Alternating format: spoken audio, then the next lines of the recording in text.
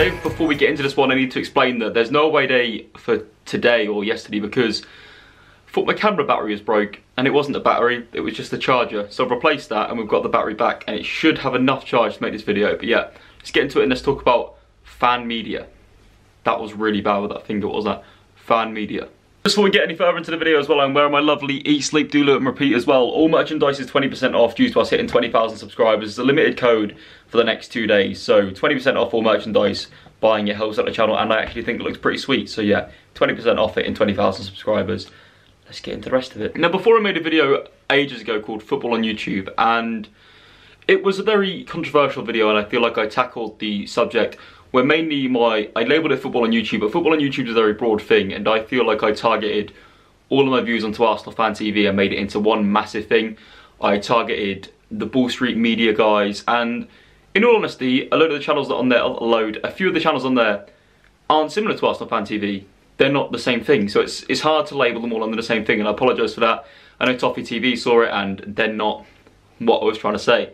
Basically, I hate the model where channels hide behind for the fans, by the fans, and just shit out content, which I know since I made that video, there's been a lot of distaste towards Arsenal Fan TV, and it was weird to see because I'm not saying I was the first person to speak out on it, but since I spoke out on it, it's weird to see that this mass mob against Arsenal Fan TV has erupted, and that's not what I want either. I feel like Arsenal Fan TV has a place, but it needs to be used in the right way, and at the moment I don't think it is.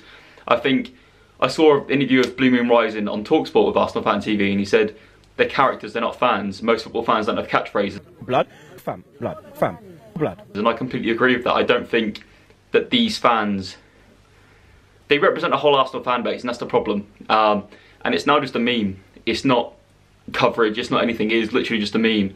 And Robbie may see this, he saw the last one, he called me out on Snapchat for trying to use him for publicity. Literally couldn't think of anything worse to try and do. He basically feels that he's doing a good thing, or he knows he's not, and he's hiding in front of a front for it. And I'm not saying, like I just said, Arsenal Fan TV doesn't necessarily not have a place, but it's just not the kind of content I like. And there's going to be people watching this that don't like my content, but that's the way that this is all interpreted in different ways. Yeah, so this is my opinion. Also, if you're Portuguese watching this, you may want to skip this one. But yeah, there's loads of football channels on YouTube. There's Smith, Spencer, bloody loads. I've got our mate, bloody United Stand here.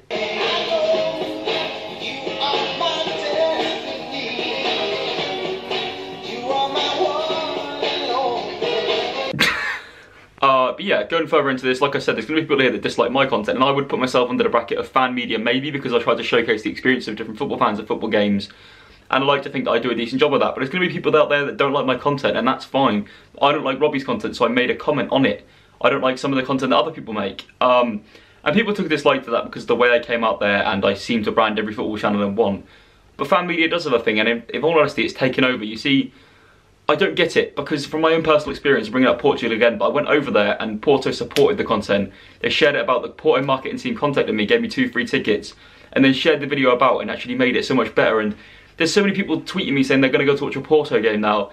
Imagine if the same thing was done in England. Imagine the way that the coverage was done. And I feel like if I went over to America and did the same thing, the marketing teams would help me, whereas in England, there's nothing. They don't support it. A non-league club, you struggle to get a retweet from them. The clubs are very, not necessarily the clubs, but the Football League themselves, especially the Football Leagues actually, a bit shits. They're taking down content, they're emailing people not to record. For some reason I haven't got one yet. I'm waiting for that, and then the whole channel's going to have to go non-league in Europe, which is sort of the way it's leading anyway. Little spoilers there. But yeah, my opinions on fan media aren't representative of the whole of YouTube. There's those people out there that like Arsenal Fan TV, but I don't think they like it for the insights. No one watches Arsenal Fan TV for insights and deep insights into the game. The best case you get with that of Mo, but Mo, some people think is arrogant. I actually quite like his interviews when I watch them. But yeah, I don't think that it's a thing that is really defined, but a lot of people define Arsenal Fan TV as fan media, and you see Arsenal Fan TV be an advocate for fan media, and I don't like his content, and I see myself as fan media, and I see myself as an advocate for us showcasing the game through our eyes. But that's not it, in my opinion. That's exploiting fans. I've said this before. Someone like Claude, who has a history of depression, goes on the channel. It's not Claude's decision really, he's being pushed into doing it. He could just say no, but you know what I mean. There's a lot of people saying, well, Robbie isn't in the wrong. Well, if I had someone who I was doing an interview with who has depression and stuff like that, I wouldn't upload the video. And I feel like that's where my opinion is different. I'm not really in this for the mad views. I'm in this for just making content, and I feel like that's probably where my channel isn't going to be a job for me. Robbie's made a business out of it. He's made himself known, whereas I'm different. I'm sort of just trying to use this to establish myself in front of the camera. And the aim for when the channel started was to get a job presenting. Not really doing that with all the hands moving all over the place and talking like the 24/7, am I? But I feel like I'm getting better in front of it, and I feel like as the channel's grown, I've been able to showcase a perspective of a fan's view of a football match more as the channel's got bigger. And I feel like that's just going to keep improving. And I personally like my content because I bloody make it. There's people out there, like I've said 10 times already, that don't like my content, and that's just fair enough. But that's the way it all is. It's all opinion based, and you can't have a go at me for having an opinion and not liking Arsenal Fan TV. But I'm also talking about fan media here, and there's a lot of good on YouTube as well.